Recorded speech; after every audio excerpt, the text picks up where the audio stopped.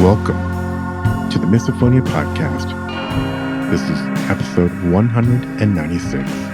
My name is Adil Ahmad, and I have Misophonia. Very special episode this week. I'm joined by three incredible advocates in the Misophonia community, known to many of you: Dr. Jennifer Brout, Mary Petrie, and Liz Sebillon. They approached me to do an episode about families and parenting. All three women are mothers with unique experiences with misophonia, as you'll hear. We only scratched the surface here, so there'll likely be more episodes like this, especially if you all enjoy this one. There's a lot of real talk in this hour. And if you have any other ideas for special episodes, of course, I'm all ears. Remember that just about all my guests reach out to me to come on, and anyone can book a time at the calendar link in the show notes or the website, misophoniapodcast.com. After the show, let me know what you think. You can reach out by email at hello@misophoniapodcast.com or hit me up on Instagram or Facebook at Misophonia Podcast. By the way, please do head over and leave a quick rating or review wherever you listen to the show. It helps drive us up in the algorithms, which helps us reach more listeners and families. I'm going to probably breeze through my usual announcements, but I definitely want to thank the incredible ongoing support of our Patreon supporters. If you feel like contributing, you can read all about the various levels at patreon.com/misophoniapodcast. All right, without further ado, here's my conversation with Jennifer, Mary, and Liz. All right, well, this is very exciting. We have Dr. Jennifer Brout, who's been on the podcast before, Mary, who's been on the podcast before, and we also have Liz now, who I'm familiar with over email. Very excited to finally chat with you. And so, yeah, I'm probably going to step out a little bit, but I would love to, I'm very excited for this conversation between these three individuals, experts on misophonia, and I think you're all in for a treat. Jennifer, I think I'll hand the mic over to you. Thank you, Adil, and thank you for having us on the podcast. And just to explain a little background, we're orienting this towards parents. So maybe we'll call it the parent podcast, but this is our first time doing it. So thank you, Adil. Thank you, Mary. Thank you, Liz. I'm Dr. Jennifer Brout, but I'm also here as a parent and a person with misophonia. And for those of you who don't know me, I've been involved in misophonia research and helping those with misophonia way back before it even had a name. Misophonia runs in my family. I have it. I have a grown-up daughter with it. And with that, I'm going to ask both Mary and Liz to tell us a little bit about them. So thank you for that, Jennifer. My name is Mary, and I have a 21-year-old son named Thomas who has misophonia. And I also have two older kiddos who are 25 and 27. And in another part of my life, I'm a college professor. I teach gender and women's studies and English. And I come to this conversation, and also being the parent of a child, now a young adult with misophonia, as someone whose academic interests were in, ironically, coincidentally, medical knowledge production and how we create definitions of diseases. So that was something I was studying and interested in, and then found myself able to put that to real life application. So that's me. And Liz, I will turn it over to you. It's so good to be with you guys today, to be able to be here chatting. So my husband and I have 3 kids, and 3 members in our family have misophonia. So my husband has it moderately, and my 20-year-old daughter has it somewhat moderate, but it's for sure growing. And then my 15-year-old daughter, I think, has it the most severe out of the 3 in our family. So I think we've known about misophonia for about 10 years now. And of course, we're still learning about it as we go on. So as far as the kind of work that I do, I actually was a teacher for many years before I stayed home. But about a year ago, I started getting into being a Spanish interpreter. And the interesting part is I'm interpreting mostly for in the school setting, like in special education meetings, which is really interesting because I've been able to start kind of seeing some accommodations that are there for our kids that have misophonia. But the other interesting and neat thing I've been able to do is I've been getting to talk with some school psychologists who'd never heard of it before. And I really have enjoyed getting to talk with them and kind of share and help them learn a little bit about it too. And hopefully it'll help those other kids that don't know yet. So, yeah, I'm just grateful for this opportunity to be here today. That's a little about me. Thank you, Liz, and thank you, Mary. We had thought that we would start with some general questions that we asked ourselves that we think other parents would be interested in. And I'm going to start with a question to either you are Mary or Liz. And here's this is a pretty profound question, but I think it's good to just roll with it. Did you experience different stages of either grief or level of understanding that you had to go through following the misophonia diagnosis of your child? You know, Liz. yeah, this is Liz. Yeah. This is the interesting thing is I'm the type of person when I try to understand something, a lot of times I'll just take little notes. I'll jot notes down just to kind of process through what I'm seeing, what I'm trying to understand. And so, quite a ways down the road of our misophonia journey, I started writing down what I noticed for us personally, for my family, the stages that we went through.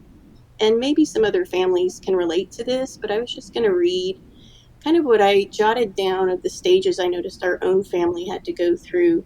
I think the first stage is kind of ignorance, taking things personally, lots of tension between the family members out of hurt feelings on both sides. There's just an ignorance at that time. We didn't know what it was. And then it moved to knowledge, the next stage, but it wasn't still a complete understanding of it or the seriousness of it. You know, we thought, oh, it's a personal preference. He's left-handed, she's right-handed. This person has misophonia, this doesn't. You know, we still didn't completely understand, but we were growing, right? We were learning. But I think the next stage is pretty critical one. It's kind of a fork in the road at that point, I think, that families can go to at that point. You either go to the side of denial and refusal to accept it, or no empathy, or just indifference to what your child is feeling, unwilling to compromise and accommodate, or you turn to the other side and you start accepting that things have changed in your family, starting to grow in a deeper level of understanding of it, and even coming to that point that we were talking about of grieving what you realize is lost at that point. Your ideal, what you thought would be for a family has changed at that point, and coming to acceptance of that, coming to a realization of that. And then I think the next stage that we went through is coming to peace with the new normal in our home. And we began trial and error of trying to help our child in the house. And it was definitely trial and error, messing up many times, trying to figure it out as we went. And lastly, you think you have it down somewhat in the home. Now we're branching out to other places, right? How do we go in the car together? How do we go to different locations? How do we all go to a friend's house together? What does that look like? And it's just a constant growing process. But that was my family. That was our experience of kind of stages. I reflected back, and that's what I saw. So that was me. What about you guys? Liz, I just have to say that is such a perfect way of describing it, and it's organized and efficient. I really commend you for doing that kind of introspective work. Thank you. Mary?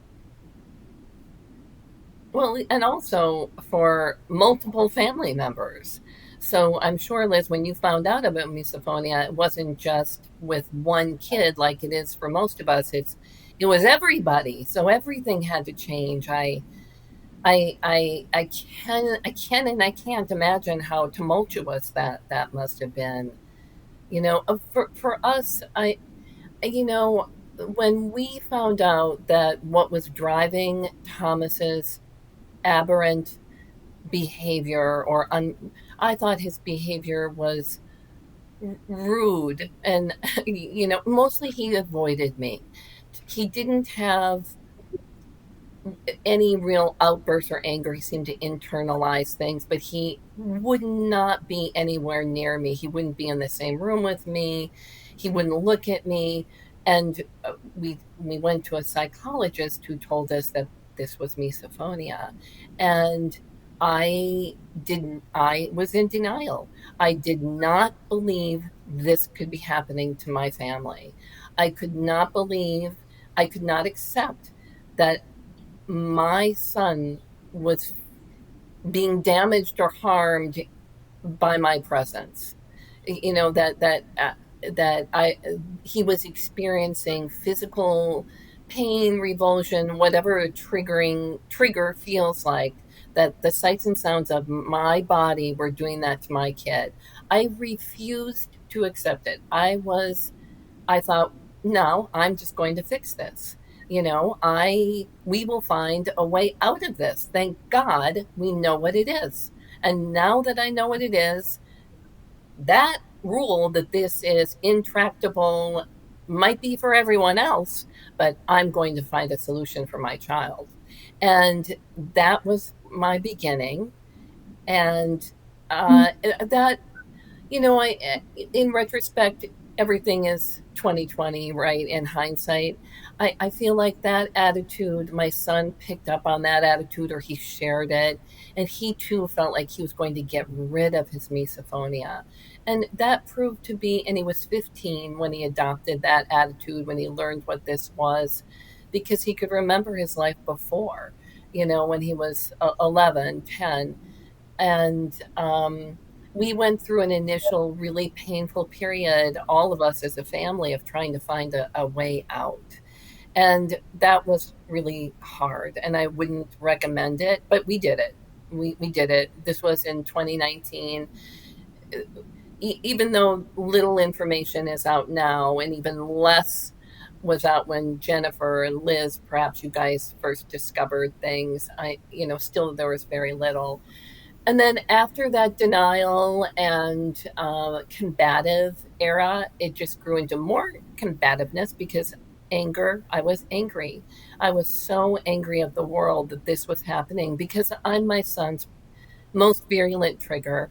And even to this day, it is extremely difficult for him to be in my physical presence. And so we really have to navigate that. We've learned a lot of ways around that to some extent. But the fact is, sights and sounds coming from me in many different ways trigger him. And I was just angry about it. Then I was depressed. I cried myself to sleep for weeks. It was the worst. And then finally, I accepted the reality of the situation, and how unfair it just was. So unfair. It still feels unfair. But we definitely went through those cycles. And it's interesting how one person's emotions and perspective can kind of pull along the rest for better or worse, which is kind of a global lesson in the world of misophonia, generally. So more on that later, I'm sure. So Jennifer, I don't know about you, because you very different. experienced Yeah, misophonia. my experience, it's so interesting when I listen to both of you, I'm reflecting on how very different my experience was. So, first of all, I have triplets. So when they were babies, it was just, I don't even know what I was feeling. I was just doing. So I was kind of thrown into the chaos. And when my daughter started to demonstrate the symptoms of what we now know as misophonia, as I was watching her, I'm thinking to myself, she's responding to sound and some visuals just like I do. So I immediately knew this was something that was different, and that did not fall into the realm of any. I should also say I was studying psychology at the time. Okay, so I knew this didn't fall into the realm of any mental disorder I'd ever heard of. It was certainly not any neurological disorder that I had ever heard of. It was not medical. There was nowhere to find, and that's still the case. We don't know what misophonia is or how to classify it. But my immediate reaction was, okay, I'm going to get some help, like everybody else, right? You want help. You want help. And so I went to psychologists, and I'm trying to explain to psychologists as I am becoming a psychologist, it's not a mood disorder. It's not ADHD. It's not. I'm telling you, it only happens with sounds and certain visuals. And people just were like, told me I was crazy. So I got mother blamed. My child got victim blamed. It was just awful. And there were times I even thought to myself, what kind of a field did I get myself into that like nobody believes me? So I went through a lot of emotions, but they were more specific to how am I going to help my child and how am I going to preserve the relationships with her co-triplets. So that's where my mind went immediately. And I think at the heart of all of this, I feel as a parent and from working with other parents, that preserving the family relationships in the face of misophonia is often one of the greatest concerns. So I'd love to segue into that a little bit. Maybe, Mary, you could talk a little bit about, you had said that your son, have workarounds for communication, and that to me is preserving your relationship. And I would love to hear you tell us a little bit about how you did that. And then Liz, perhaps you could do the same. Yeah, that preserving that became the immediate, once I accepted what was happening, right? Then immediately it was how can I help my child, and how can we all be a family together? How can he have relationships with his siblings? How can he have a relationship with me? So Thomas is triggered by all family members, including his two siblings, and also his parents. And so one of the things that we did in order to preserve all the relationships in the family, a decision we made was to fully accommodate misophonia as creatively and thoroughly and kind of cheerfully and matter of factly as we could, just like we might accommodate, my preference or need for left hand or right or whatever, basic fundamental things. And so for Thomas, this meant that I respected that he didn't want to see or hear me, and that I wasn't going to be able to talk to him or see him, at least right now. And we texted a lot in the beginning, and really that was the text and email, but mostly text. And I also, because Thomas was pretty isolated, a lot of people have this experience. Their kid with misophonia is in the bedroom all the time, and Thomas's bedroom is on the third floor of our house, and so there's a lot of isolation. And so every week I put pictures of the family in on the third floor, and I changed the pictures every week.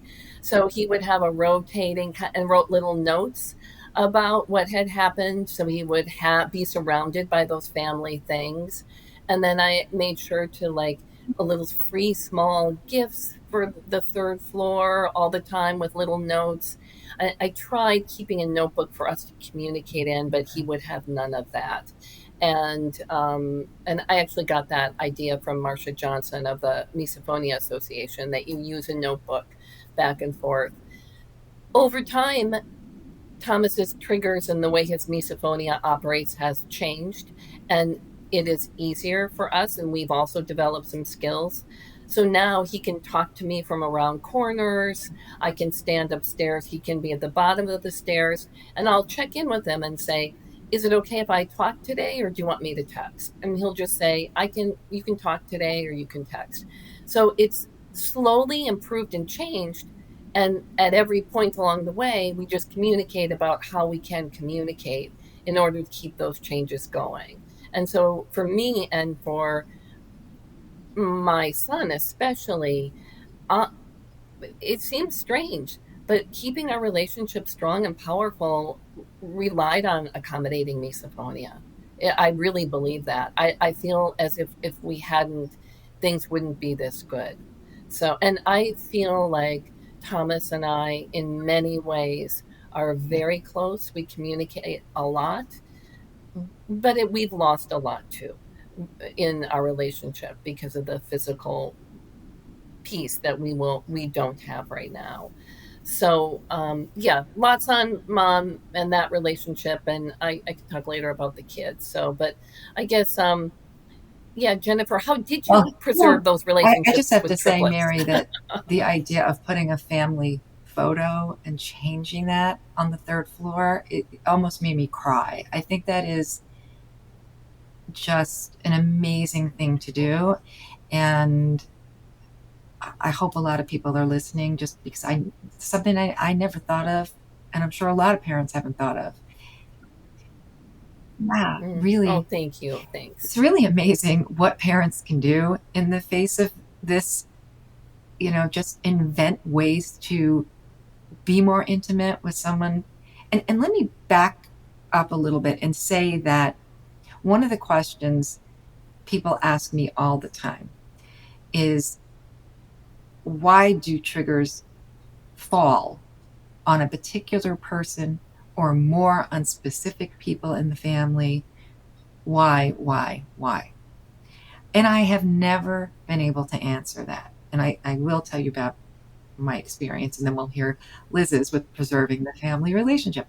But I do just want to make it clear that as we have studied misophonia more, if you look at, say, Heather Hansen's work, which I would recommend everybody do if you're a parent or if you're a person with misophonia who's an adult. So Heather has made it very clear that the triggers, sounds, and sights are not just necessarily people-oriented, nasal or orofacial oriented. They do exist with non-organic sounds and sights. So now I inherently knew that. So if you're going back to the 90s, the mid 90s, late 90s, I knew that because I had it. So, and I was also, I guess, somewhat introspective since I was studying to be a psychologist. So what I immediately did to preserve the relationships was say, it's the sound, it's the visual, it's not your brother, it's not your sister. And I just kept that narrative going. And I could see, I mean, it was literally like a mantra in my house. It's not your brother. And I made it, no one ever said, my daughter never said, nor did I ever say, he's triggering me. I would always say, this sniffling is triggering, whatever. Or I don't think we were using trigger back then. It was just bothering me, and my daughter, when she started to show these symptoms very young, and I was very lucky because in my quest for health, was able to find occupational therapists who work in a very different way than psychologists, and they work on self-regulation through the sensory system. So at the time, we found a name for this, which wasn't misophonia, but was auditory overresponsivity. And in hindsight, it's not the same, because auditory overresponsivity is more general. It's not really these specific types of sounds. But we at least had some practitioners who were willing to help, who were not telling us we were crazy. So that was hugely helpful to my family. So it wasn't just me saying, hey, I kind of get what this is. It was also kind of a foray out of this psychological paradigm and into a more neuropsychological paradigm, neurophysiological. And when I started the programs I started, that's where I was coming from. So I guess, I feel as though we very luckily avoided a lot of pitfalls. Not that I'm not saying it wasn't chaotic and that there weren't really bad times. But somehow we were able to all preserve the relationships. And I think, again, my story is so different from Mary's. How about yours, Liz? Yeah, it's funny. When I was first learning about misophonia, I'm trying to come to grips with what is this, and I was reading that usually it starts with the parents being the ones that are the triggers for the kids, and it's more of the person that's closest to you. I tried to flip it in my mind because I think as parents have to change how we're thinking about it. I said, wow, I must be loved a lot because I'm Oh, causing all these people to get triggered. I must be the one that's loved the most. I get that job. So I just try to change it in my mind but not only that, I tried to realize it's a condition. It's not my child. It's not us against them. And right. I'm sure you guys have played some of those team building games over the years where like your team is on one side of the room and they pretend the floor is lava and you have to somehow get to the other side of the room, and they like give you paper and all of you have to somehow help each other to get to the other side of the room. That's what we're doing as a family. We're together trying to get, keep going forward as a family, and we're all trying to help each other get there. It's not us against them. It's this thing, misophonia. We've been thrown a curveball. We can do this together. You have to start looking at it differently as a family. You have to not do us against them type thing, but instead think of how can we help each other? How can we be there for each other? What can we do? And especially as you guys were saying, accommodating, we had to delve into that world. I didn't know what we were supposed to do. It was a lot of trial and error in the beginning, but we, like you guys, had to start getting creative. So we use a lot of text. Just I think it's important. Wow, I think about how do they do it without text, but that's another. So a lot of times what I realized is learning about it that the person's on edge. They're scared that a sound's coming around the corner at any second. So we just developed this thing of if we're going into the kitchen to get something, we tell my daughter, if she's downstairs, we'll say, hey, I'm going to get this out of the fridge. I'm taking it into the bedroom. Mm-hmm. So we kind of try to always, hey, I'm going to do this, but I'm not going to eat it here. Hey, I'm getting a glass of water, or hey, I'm going to eat right now. Would you be able to go upstairs for a little bit? We're constantly telling her beforehand. And I tell you what, it has helped bring down the anxiety level in her so much. So, and then not even that, we put into place of if you're upstairs and I'm going to start eating, I'm texting you, I'm going to eat right now. She'll say, okay, tell me when you're done. Okay. So it's just a lot That's of texting back and forth just to try to bring down that anxiety level. And, she told me a while back, Mom, if you guys, I'm so thankful that you guys started accommodating for me. I hate to say this, but if you had not started accommodating for me, I think I would have started hating you. oh, So whoa. Yeah. what she's saying is, I don't want to hate you. I want to love my family, but I need help. I can't do this on my own. And so that's part of it, right? Of realizing not realizing it's the condition. It's not your child. It's not you. You don't have to feel guilty either side. We're trying to muddle through this together the best we can. So, my husband and I just, we pray often to God, just asking for guidance and wisdom on the next step. What do we do next? And I talk to my girls a lot about what do you need? Sometimes I won't ask them because sometimes I'm sure you guys have experienced, they don't want to talk about it, like Yeah. verbally talk about it. So I'll text Absolutely. or just observing your child. What do they need? Oh, I see they ran off when I did that. Okay, we got to think of something, a different way to do this. So it's trial and error, and we have to give each other some grace as well because we're trying the best we can. And I told her, no, you don't have to feel guilty. You're trying to figure out how to deal with all these things going on inside of you, and we too are trying to learn too. So to preserve those family relationships, it takes both sides, and it takes changing the mentality of how you're thinking about this situation. And that's a lot of work. That's hard. That's not easy. I'm not saying it's easy, and it's not perfect all the time. Right. You know what, Liz? That also reminds me of something we never really talk about. This might be kind of a radical thing to say, but I think that preserving family relationships also ask parents to get their act together a little bit. Like if you do you need to go to therapy for yourself to like deal with a few little things that are going on? I mean that's the thing that we had to do. I mean, we had other family dynamics that were not productive happening in our house before misophonia. So those pre-existing family dynamics that were not productive contributed to suffering of misophonia.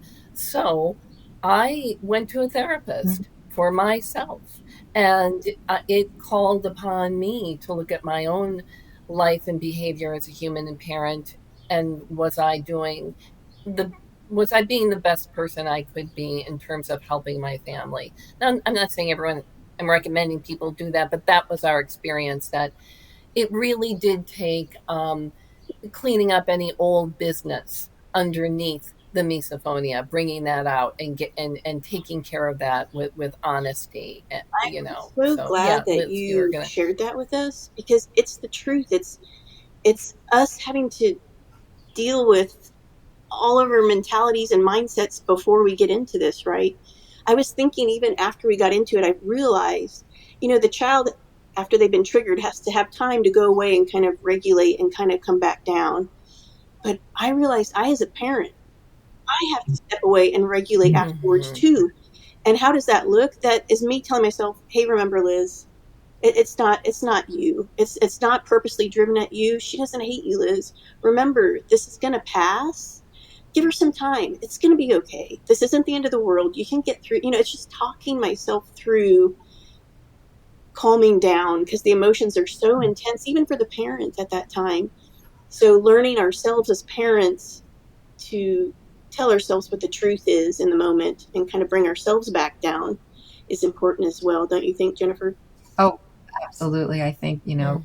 Liz, first of all, one of the things you said that I would love to point out is to understand the situation as the condition, not the person, not yourself. Mhm.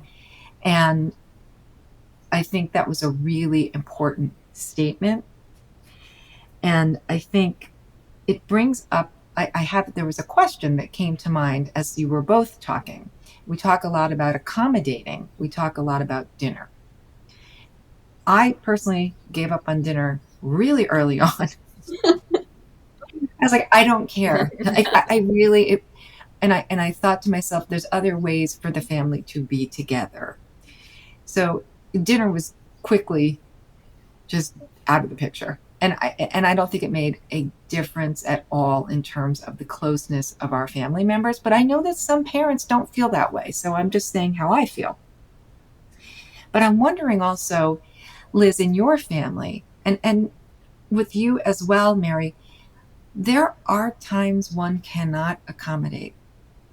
And that, to me, is the hardest thing for the family to deal with. So, we can disband for dinner, that's fine. And people always ask me this, what do you do when you cannot accommodate?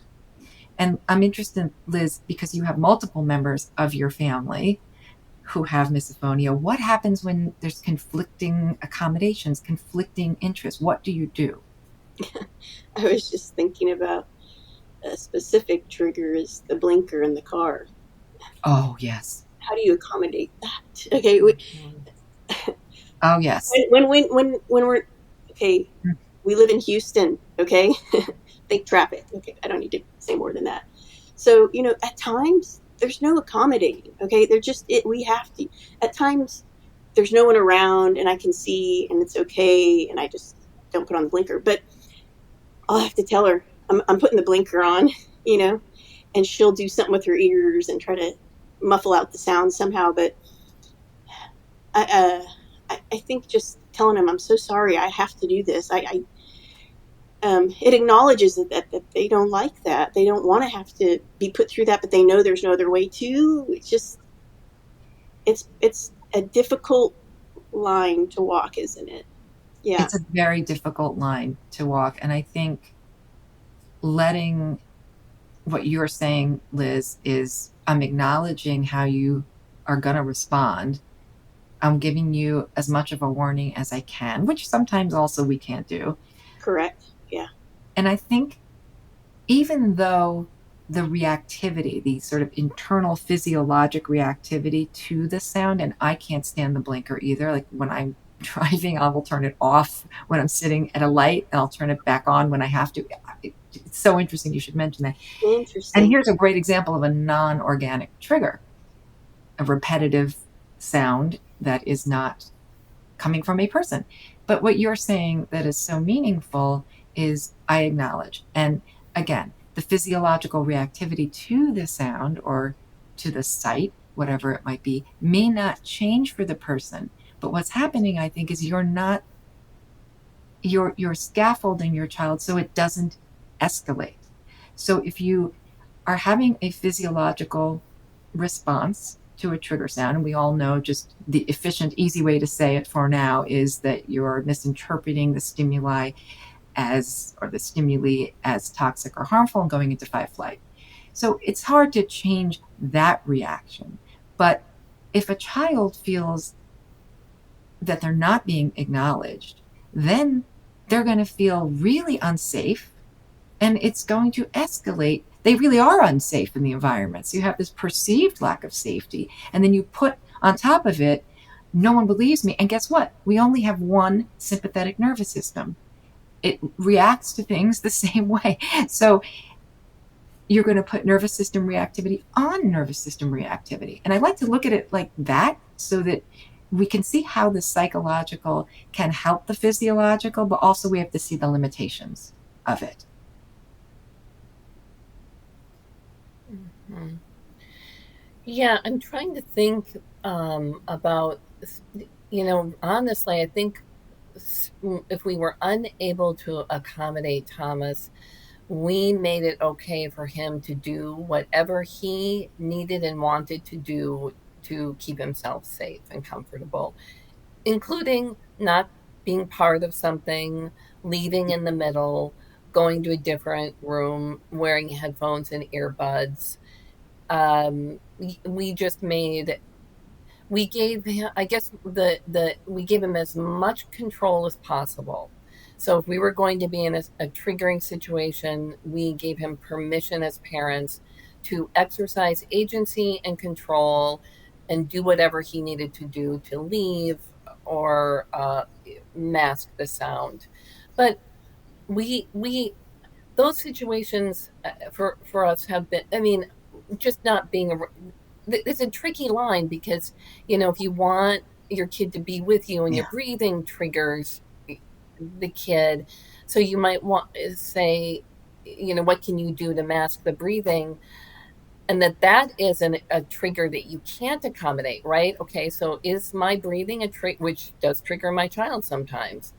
I guess because we can't accommodate that, we just told our kid it was okay for him not to be around that trigger. And I guess that is also accommodating in a way, but I just don't Got expect my son to sit next to me and be triggered by it. my And there's breathing, nothing you can do to stop it. so yeah, it doesn't even feel like accommodation, to be honest. It just feels like essential way to treat someone with compassion and dignity, as a human. If something is hurting them, you don't That's make them do that's it, right. you That's know beautifully yeah. stated, Mary. And I wonder, I know that this happens to a lot of parents, and I know this happened to me, and it was just so maddening. And I'm wondering, I'm hoping it's not as bad today as it was in the late 1990s. But I was told if I accommodated, I was indulging. To this day, just even making that statement, I feel like chills going up and down all over my body because it makes me so upset. And I'm wondering if you both have experienced that. And if so, how did you, as a parent, say, wait a minute, I know what I'm doing. You don't.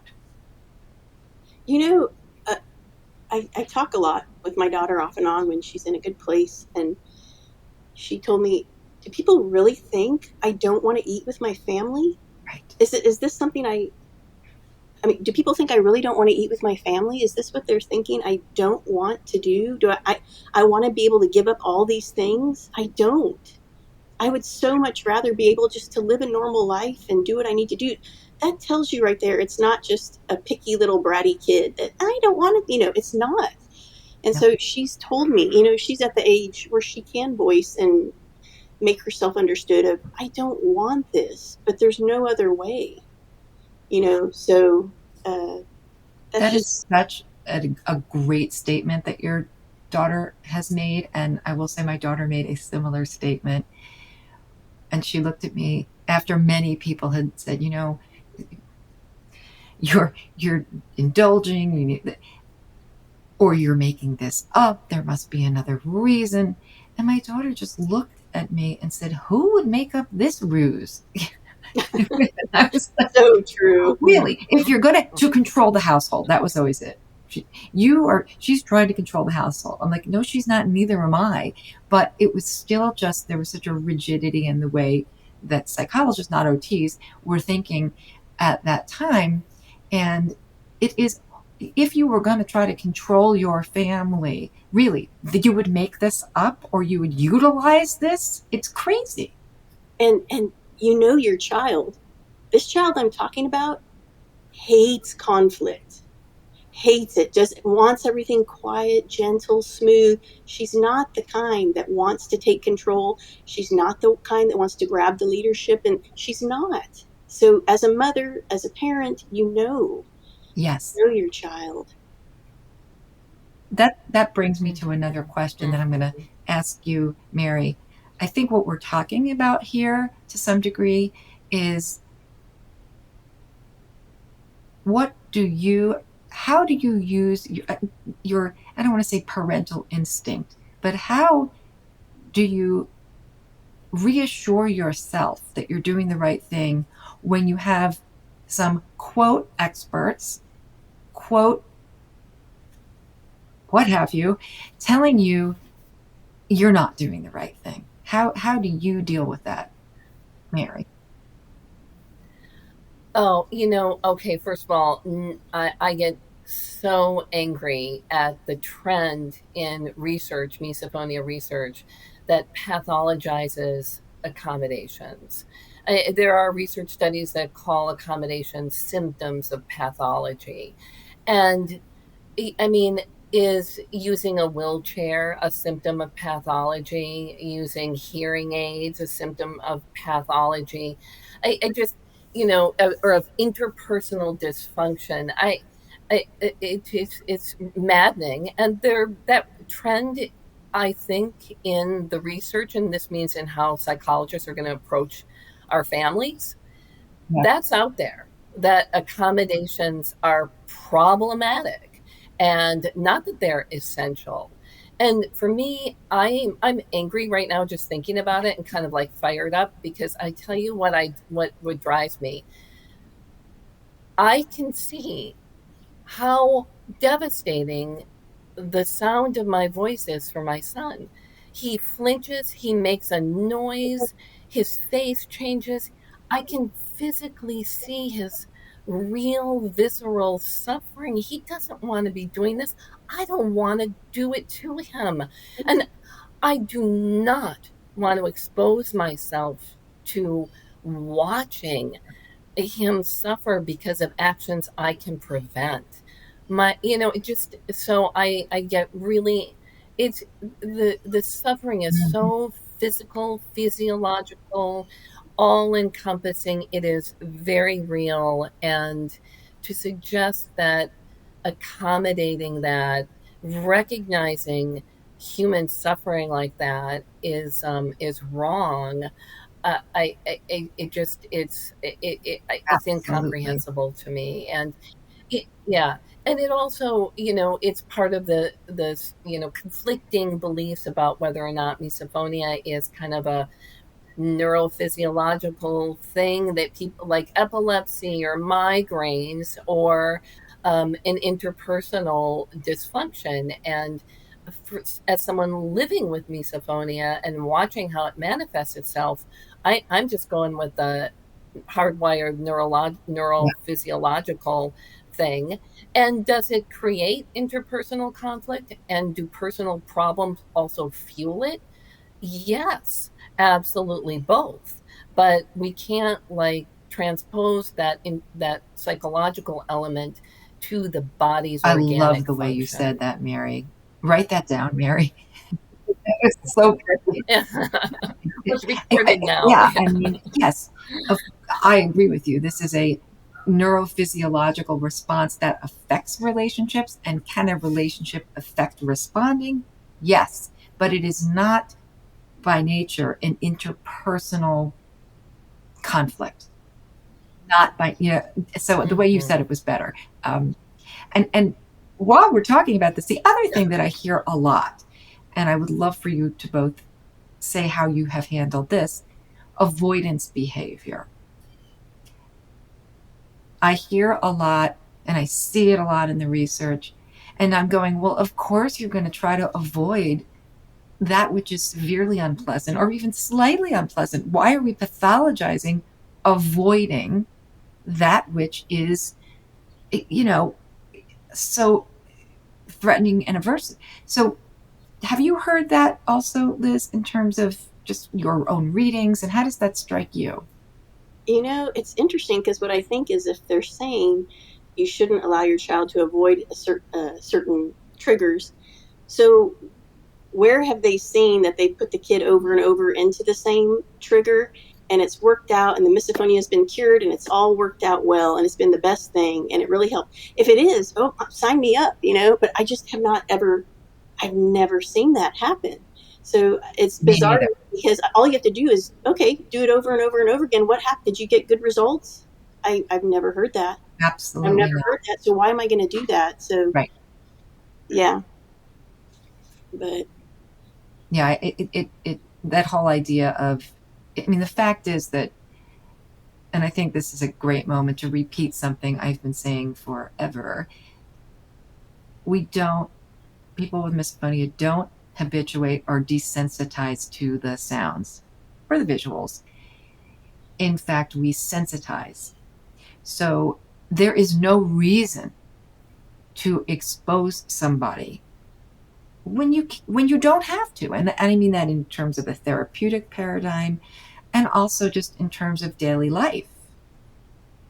And I think that somehow instinctually you knew that, Mary, you knew that, Liz, and which is great.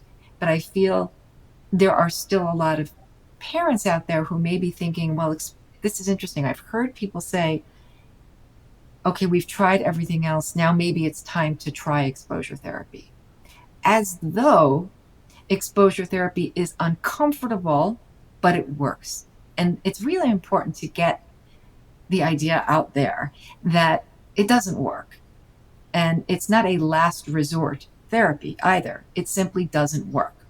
So I wanted to make that point because it's something that comes up in my life. I could say just a quick something on avoidance and exposure therapy. Avoidance is just so tricky and hard. And Liz, it comes back to what your kids have said. Do you think I want to give all this up? And like, so for us, when my oldest son got married, there was a big groom's dinner, and our son with misophonia had to decide whether or not to avoid that or to go to it. And, when it comes to avoidance, just like I would want control and agency over exposing myself to things that are physiological difficult for me, we just let him have that control. And we told him it was okay to not go to any of the wedding, any of the, really with great pain, we told him. And his brother and future wife told our son that too. But he did. He did. He went through everything, and it was clearly really tough for him at times. But his desire to be there, and it was in a space where he could leave and take care of it.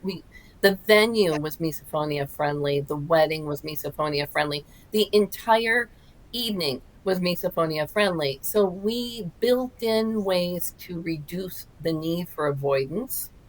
And then we accepted the avoidance as it happened. So that was one kind of family event. And then the thing about exposure therapy, I'll share our family's experience with that briefly.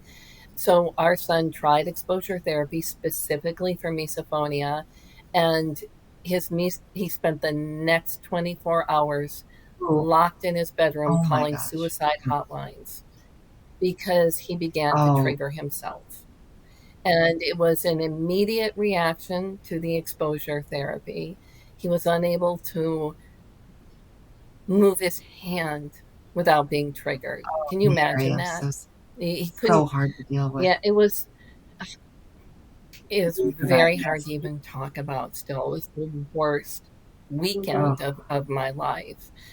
So I know that not all people react that extremely, but for that particular 16-year-old kid, 2 days of exposure treatment for misophonia was that devastating. And as a consequence of that, then not directly, but we were part of this endeavor. Now, whoever now answers suicide hotlines now knows what misophonia is, because when that happened for our son, no one had heard of that. But thank goodness they have the skills to, he told us that he said, I didn't want to end my life. I wasn't suicidal in that regard, but I didn't know who to talk to. It was so awful. My life was ending. It was out of my control, the ways in which my life was ending before me because of my misophonia. That was more why he called. But nonetheless, it was that bad. And I know that's a kind of a hard topic to bring it's an up, but important topic. but it's real and it happened to Absolutely. our I'm family. glad you did Yeah, bring it yeah. up. And I think,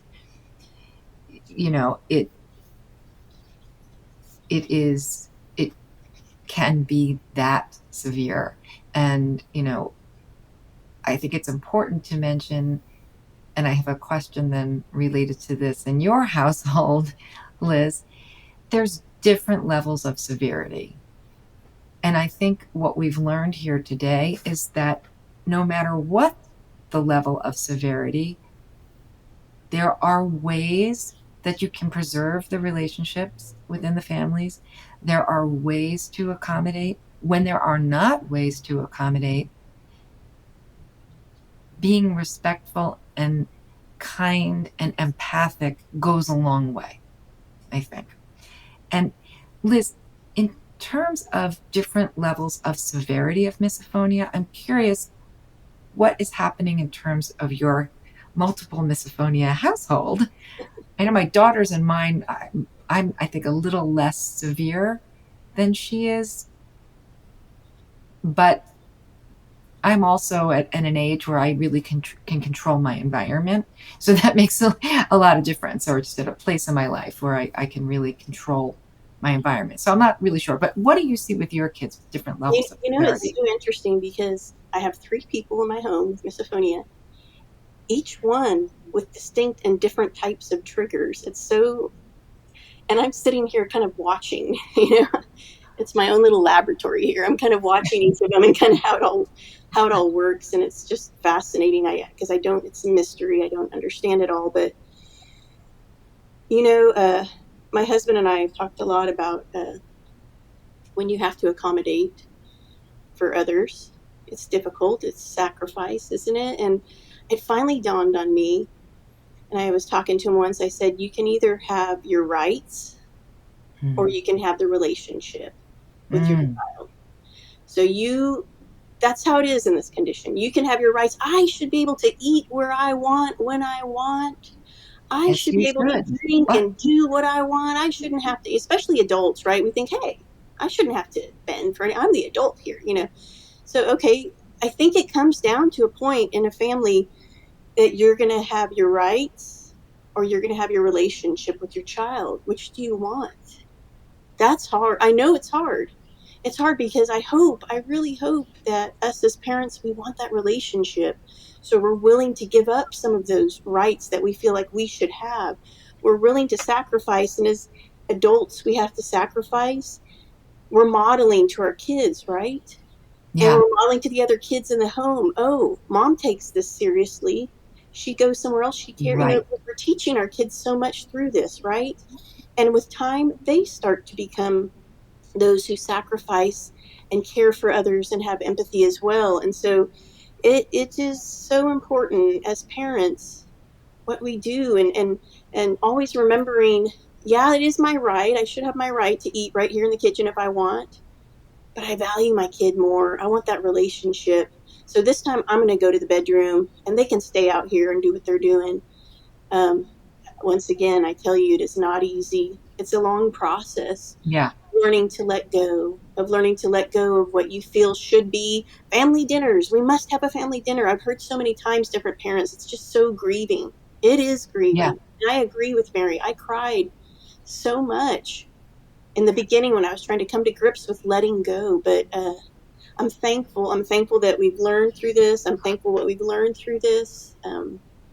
It's not an easy road, but you learn so much through it. Thank you, Liz. As we're coming towards the end here, maybe we could just briefly talk a little bit about family activities that you can do. Now, that's going to be different for every family, right?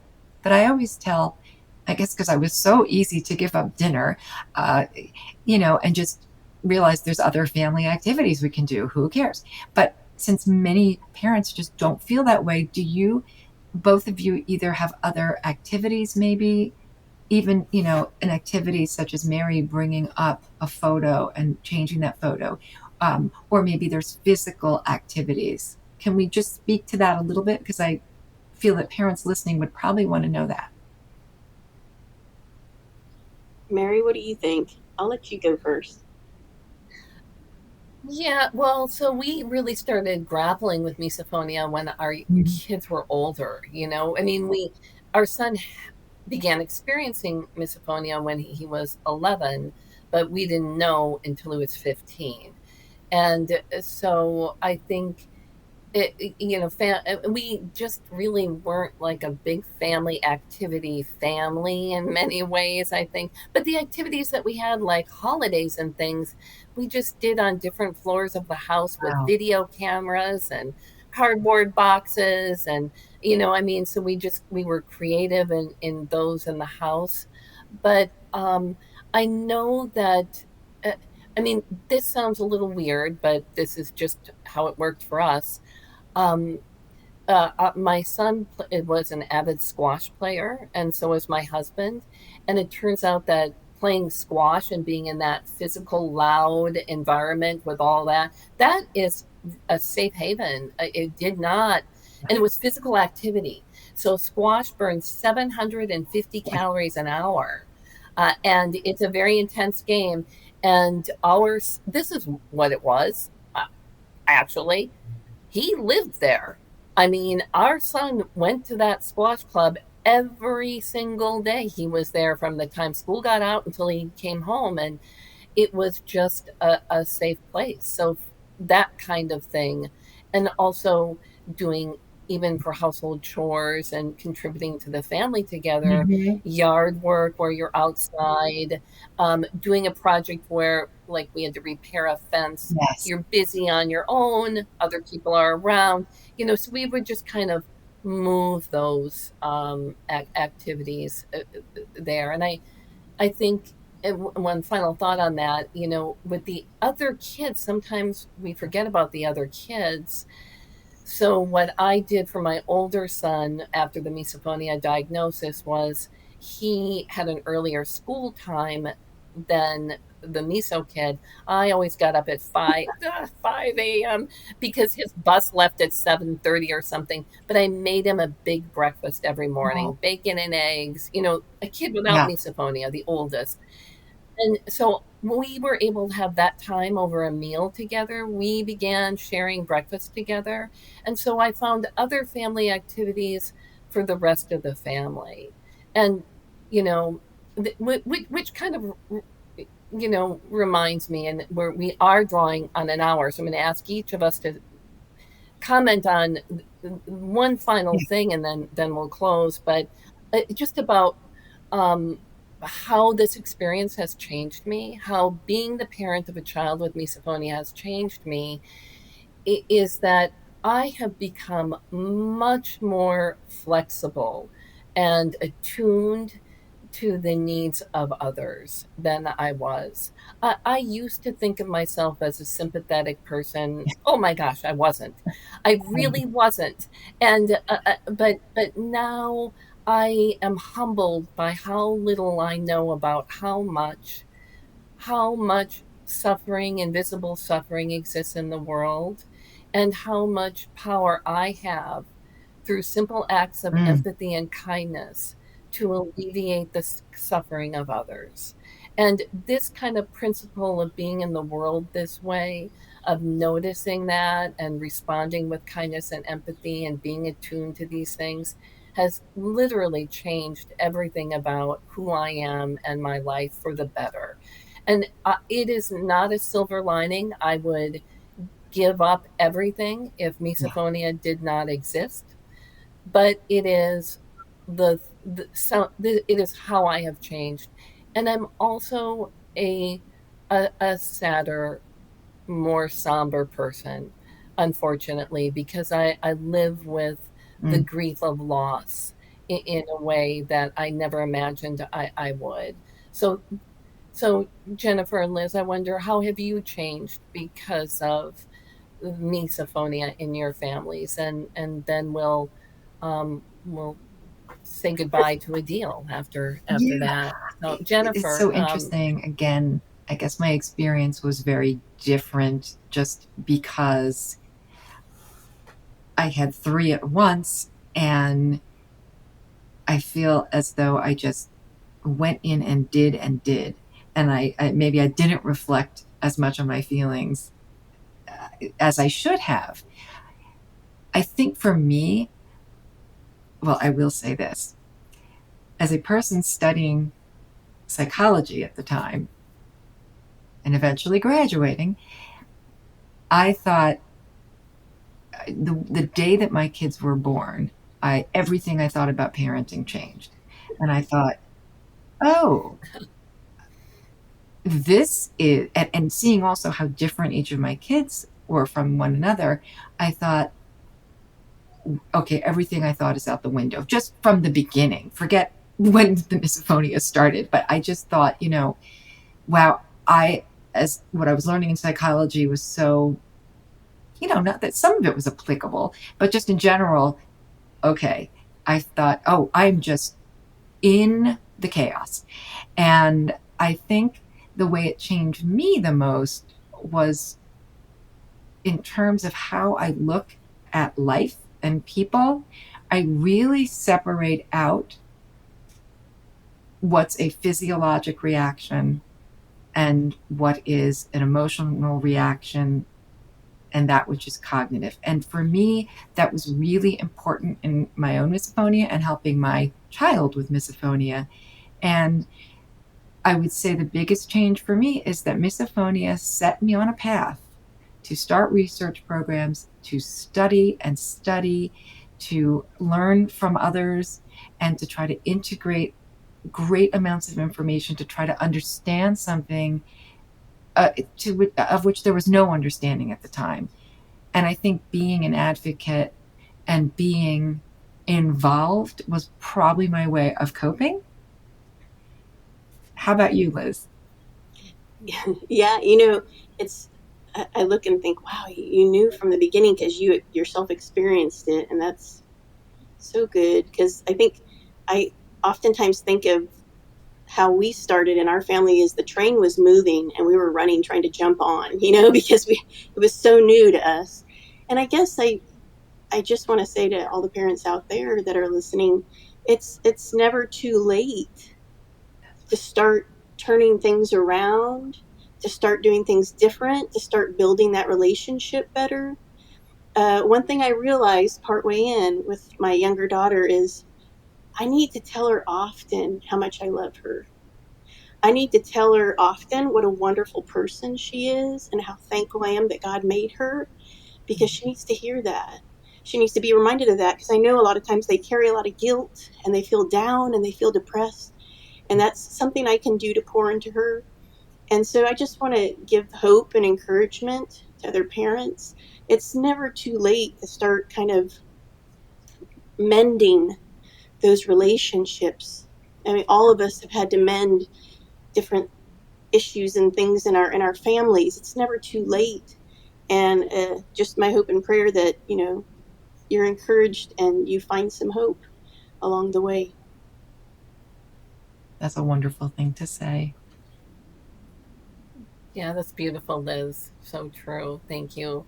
Gosh, it was great to talk to It you guys. was. Thank you. Loved That it. was fun. Absolutely. Thank you, Adil. Adil, you've been so quiet. Sorry, I was trying to Yeah, trying to thank you unmute. for letting us do I'll delete that part. So I won't say much except just to say thank you. Yeah, and this is going to help a lot of people. I'll look forward to the next one. And anyone who's listening, please send in questions to Yes. Jennifer, Mary, Liz, myself, and I'll relay the questions on because I'm sure you all have lots of questions or maybe even just anecdotes to relate, and all that helps. So, Topics, absolutely. thank you again, all of you. Super enlightening and emotional episode that I know is going to resonate with a lot of families dealing with misophonia. If you like this episode, don't forget to leave a quick review or just hit the 5 stars wherever you listen to this podcast. You can hit me up by email at hello@misophoniapodcast.com or go to the website, misophoniapodcast.com. It's even easier to send a message on Instagram at Misophonia Podcast, follow there, and on Twitter or X, it's Misophonia Show. Support the show by visiting the Patreon at patreon.com/Misophonia Podcast. Theme music, as always, is by Moby. And until next week, wishing you peace and quiet.